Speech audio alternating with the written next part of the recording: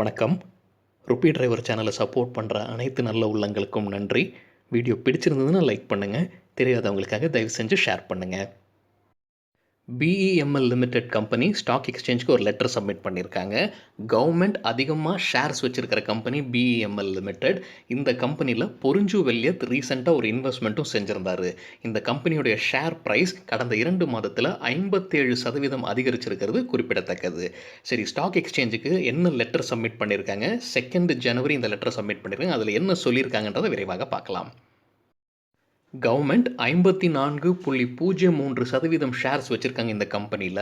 அதில் 26% ஷேர்ஸை விற்க போகிறதாக முடிவெடுத்திருக்காங்க.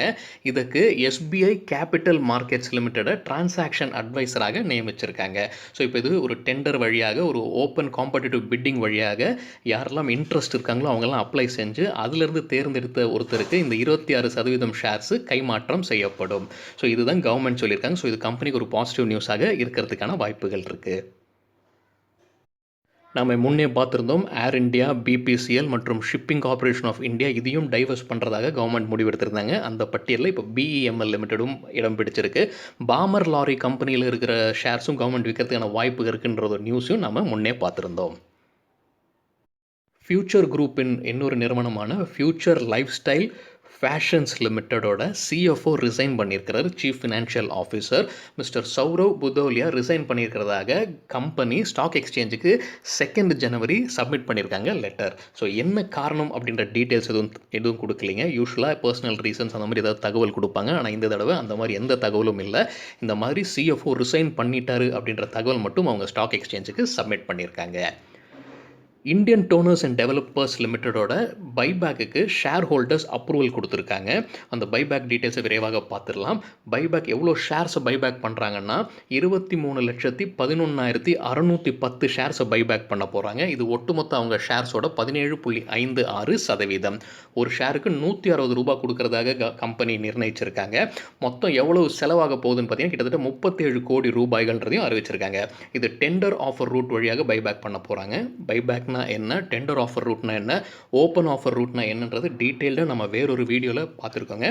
பார்க்காதவங்க தயவு செஞ்சு பாருங்கள். அந்த வீடியோட லிங்க் இந்த வீடியோட டிஸ்கிரிப்ஷனில் இருக்குது. ரெக்கார்ட் டேட்டும் நிர்ணயிச்சிருக்காங்க. ரெக்கார்ட் டேட் ஜனவரி 15, 2021. அதானி குடும்பத்தை சார்ந்த அதானி கிரீன் கம்பெனி அரசாங்கத்துடைய இன்னொரு டெண்டரை ஜெயிச்சிருக்காங்க. இந்த தடவை டெண்டர் அனௌன்ஸ் பண்ணது solar energy corporation of India. அவங்க அனௌன்ஸ் பண்ண விண்ட் சோலார் ஹைப்ரிட் பவர் ப்ராஜெக்டோட டெண்டர் தான் ஜெயிச்சிருக்காங்க Adani green. So Adani green இது ஸ்டாக் எக்ஸ்சேஞ்சுக்கு சப்மிட் பண்ணியிருக்காங்க. இந்த லெட்டர் ஜனவரி 1 மார்க்கெட் முடிஞ்சதுக்கு அப்புறமாக. ஸோ மார்க்கெட் எப்படி ரியாக்ட் பண்ண போகிறாங்கன்றது பொறுத்திருந்து தான் பார்க்க வேண்டும். ஸ்னோமேன் லாஜிஸ்டிக்ஸோட ஷேர் ப்ரைஸ் அதிகரித்ததுனால ஸ்டாக் எக்ஸ்சேஞ்ச் அவங்களுக்கு ஒரு கேள்வி கேட்டிருக்காங்க, ஏன் ஷேர் ப்ரைஸ் அதிகரிச்சிருக்கு அப்படின்ற மாதிரி. அதற்கு கம்பெனி பதில் அளிச்சிருக்காங்க. அந்த பதிலை விரைவாக இப்போ நம்ம பார்க்கலாம்.